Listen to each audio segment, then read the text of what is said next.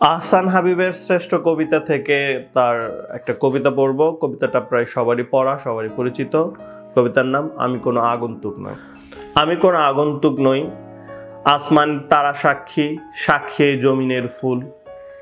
এই নিশিরাত বাঁশবাগান বিস্তর জোনাকি সাক্ষী, সাক্ষী এই জারুল জামরুল।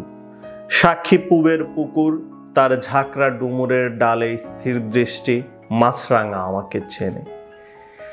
আমি কোনো অভ্যাগত নই, খোদার কসম আমি ভিনদেশি পথিক নই। আমি কোনো আগন্তুক নই, আমি কোনো আগন্তুক নই। আমি ছিলাম এখানে, আমি সাপনিক নিয়মে এখানেই থাকি। আর এখানে থাকার নাম সর্বত্রই থাকা, সারা দেশে। আমি কোনো আগন্তুক নই। এই খররৌদ্র জলজ বাতাস, মেঘক্লান্ত বিকেলের পাখিরা আমাকে চেনে। তারা জানে আমি কোনো অনাত্মীয় নই। কার্তিকের ধানের মঞ্জুরি সাক্ষী, সাক্ষী তার চিরল পাতার টলমল শিশির। সাক্ষী জ্যোৎস্নার চাদরে ঢাকা নিশিন্দার ছায়া।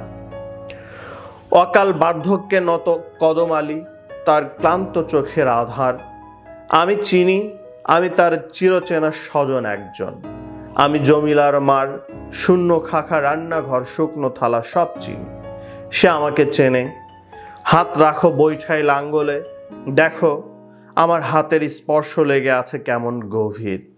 দেখো মাটিতে আমার গন্ধ, আমার শরীরে লেগে আছে এই স্নিগ্ধ মাটির সুবাস। আমাকে বিশ্বাস করো, আমি কোনো আগন্তুক নই। দুপাশে ধানের ক্ষেত, সরু পথ, সামনে ধুধু নদীর কিনার আমার অস্তিত্বে গাথা। আমি এই উধাও নদীর মুগ্ধ এক অবোধ বালক।